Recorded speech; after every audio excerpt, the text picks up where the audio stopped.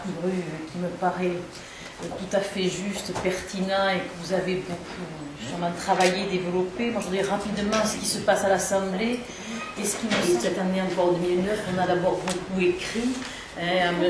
Darcos, à Mme Pécresse, à M. Fillon. On a eu des longues lettres de retour pleines de circonvolutions. Mais bon, Marc a vu le double.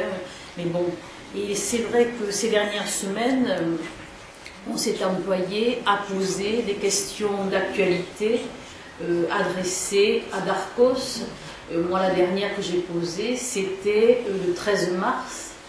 Et ce qui me semble positif, c'est qu'au départ, bon, c'était des questions qui ne recueillaient visiblement aucun écho, mais que parallèlement à ce qui s'est passé pour la réforme des lycées, y compris dans les bancs de la majorité, on ne peut pas dire qu'il y a un consensus, mais il y a au moins, je ne sais pas, une vague un peu souterraine quand même, qui a largement repris les arguments que vous pouvez développer, à savoir que la formation des maîtres restait en question. Alors après, c'est vrai qu'à l'Assemblée, c'est très difficile de rentrer dans un débat technique, qui ne concerne pas tout le monde, que beaucoup de gens ne connaissent pas, à savoir la mastérisation. Tout à l'heure, je crois que c'était Marc qui disait qu'on employait ce terme, mastérisation des concours autres, avec beaucoup de confusion.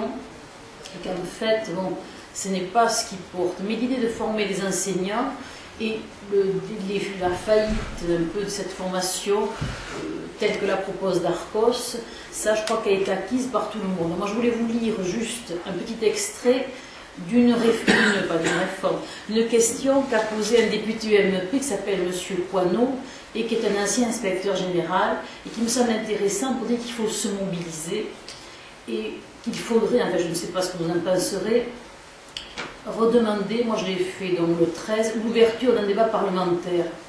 Parce qu'il me semble que si monter de toutes les réunions d'aujourd'hui, ce type de, alors sous forme de pétition, je ne sais pas sous quelle forme ça peut arriver, je crois que Darcos est prêt à céder.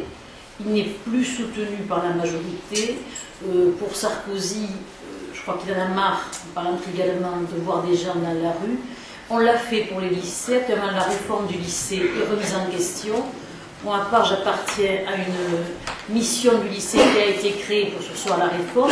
La semaine dernière, Marc Bru avait permis, par l'entremise de Martine Mélieu, qu'on puisse organiser ici, puisque c'était notre chambre à la mission, une réunion sur la réforme du lycée. Alors, pour cette réforme du lycée, il y avait aussi une formatrice UFM, Nadine Baria, qui était présente, différentes personnes qui ont témoigné. Ce qui est quand même apparu et qui est plus troublant, c'est que les chefs d'établissement présents, en particulier, les représentants des parents d'élèves, avaient une réflexion sur la formation, mais manquaient d'informations. Et notamment, certains chefs d'établissement disaient qu'en gros, qui n'étaient pas visiblement favorables au gouvernement, on va dire caricaturer, que la formation sur le terrain, c'est quand même la meilleure. Et qu'au fond, si on lisait en creux, la réforme, c'était pas trop mauvais, parce que c'était pas sur le tas, ils n'avaient pas employé cette expression triviale, mais en classe, on se formait le mieux. Donc je crois aussi qu'il faudrait peut-être, même si elle est faite, que l'information soit donnée plus largement auprès des syndicats, chefs d'établissement, parce qu'on sait bien que pour eux, les stagiaires, c'est aussi des problèmes d'emploi du temps. Alors moi, je crois qu'il y a tout ce travail, cette mobilisation à garder. Je vous lis juste la question de M. Coineau, donc, qui est ancien IG de lettres, je crois, et qui a posé une question à Darcos. La principale interrogation porte, je crois, sur la formation professionnelle des professeurs des écoles, des collèges et des lycées, désormais confiés entièrement aux universités dans un cursus conduisant au master. Chacun sait, vous le premier, que savoir n'est pas forcément savoir enseigner, puisque vous répétez ce qui se dit partout, et que s'il est indispensable que les maîtres de demain soient armés d'une solide formation universitaire, ils doivent également être préparés aux méthodes de transmission des savoirs et de l'expérimentation. Cette préparation suppose naturellement une connaissance approfondie du public auquel il s'adresse, enfants, adolescents et jeunes adultes, et de son environnement. Elle doit à nous s'accompagner d'une formation pratique qui ne peut se réduire à une simple intermittence de stage auprès de pairs plus expérimentés. Pouvez-vous nous assurer que la nouvelle formation intègre toutes ces composantes? Cette question ne pouvant être épuisée après un bref échange de 2 fois 2 minutes, ne pensez-vous pas, Monsieur le ministre, qu'elle mériterait, même s'il s'agit de domaine réglementaire, un débat organisé et approfondi dans notre hémicycle? Ça, c'est un député UMP qui a posé la question, je sais plus, le 7 ou le 8. Bon, moi j'ai reposé, je ne vais pas vous lire ma prose, je paraîtrais d'une vanité sans intérêt.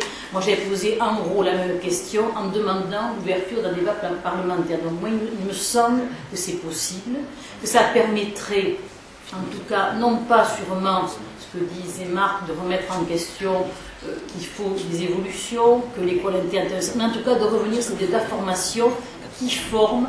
Pourquoi, avec quel contenu et pour quel métier. Et si ça s'est fait pour les lycées, parce que Darcos a vu qu'il y avait un mouvement, certes le lycée était ritualisé, remise en question du bac, et hop, on a arrêté, ça peut se faire pour la formation, pour le métier d'enseignant. Moi, ce qui me paraît paradoxal quand même, c'est que finalement ce soit le cinéma qui actuellement s'empare de la question d'enseignement. C'est le film Entre les murs, c'est récemment La Jupe, qui ont donné débat dans la population. C'est Isabelle Adjani, contre laquelle je n'ai absolument rien au demeurant, qui semble être la plus apte actuellement à parler de la formation, à parler des dangers du métier d'enseignant. Donc ça veut dire quand même aussi, si on regarde le nombre de gens qui sont allés voir ces films, que l'enseignement, c'est quelque chose qui préoccupe les gens. Qu'être formé au métier, ça a du sens. Moi, je pense que quand même, on pourrait trouver d'autres solutions que de dire qu'il faut prendre en otage les élèves, quels qu'ils soient, en prenant une arme. Et que peut-être, par ce biais, l'opinion est prête à écouter. Donc, il me semble que peut-être par notre biais parlementaire, mais surtout au ministère, il faudrait faire remonter des demandes de débat parlementaire. Et ce que disait Marc, bien sûr, paraît tout à fait judicieux, avec des propositions et le fait de montrer qu'il y a une vraie réflexion, ce qui est le cas, c'est pas juste être contre, ce qui n'est pas le cas, la fermeture des UFM, parce qu'on le présente un peu comme toujours, réaction de corporatisme, ils ne veulent pas changer, les anciens ne veulent pas bouger, or même pour la réforme des lycées, on s'aperçoit pour être allé dans beaucoup de villes, d'avoir rencontré beaucoup d'enseignants, que les enseignants sont prêts à changer, constatent eux-mêmes qu'il y a une nécessité d'évoluer, disent tous la difficulté du métier. Mais que ce n'est pas un master, parce que tous les étudiants ont, qui va changer les choses, que ce n'est pas les suppressions de postes qui vont arranger les affaires, mais qu'en fait il y a une vraie formation, un nouveau métier en évolution. Et je répète, je crois que ce serait dommage de faire croire que seul le cinéma est capable d'avoir une vision positive et prospective du changement de métier, et que dans les UFM ou ailleurs, on est sur des positions crispées en disant, en gros, je défends mon précaré, mais je ne veux rien changer. Voilà, moi ce que je voulais dire, c'est que les parlementaires de gauche, comme de droite, même si bon, ne l'avouent pas, parce qu'on est en plein redécoupage de circonscription, donc il y a aussi des intérêts politiques, sont quand même très conscients que l'enseignement, l'éducation, c'est l'avenir des citoyens, c'est quand même le maître mot pour employer de la République française, si on croit encore quand même au service public de l'éducation. Voilà, moi, c'est juste ce que je voulais dire, et dire mon soutien. Alors, évidemment, je ne suis pas seule, heureusement, sinon ça ne vous servirait à rien du tout, mais que quand même, je crois qu'il y a des choses à faire, que pour vous, même si vous les faites beaucoup, depuis longtemps, il nous semble que c'est l'intérêt, c'est d'être mobilisé, qui a la chance quand même d'avoir un ami, il a dit, je crois qu'il y a des administrateurs provisoires, qui est une vision prospective, constructive, intelligente, et que donc c'est le moment d'en profiter. Peut-être que certains sont tentés de se dire, moi je suis je suis professeur d'UFM, professeur d'université, pour moi ce sera plus simple, pour pas que ça tombe plus dans ces petites, comment dire, satellisations, chacun essaie de trouver sa place, disant, je serais mieux accueilli à l'université, moi pour avoir travaillé, je sais pas, presque 15 ans à l'UFM, je trouve que maître formateur, enseignant, faisait du bon boulot, et que c'est quand même grâce à l'UFM qu'on a pris conscience qu'enseigner était un métier. Donc il me semble que ça peut remonter, qu'il faut une pression, et que le débat parlementaire peut s'ouvrir.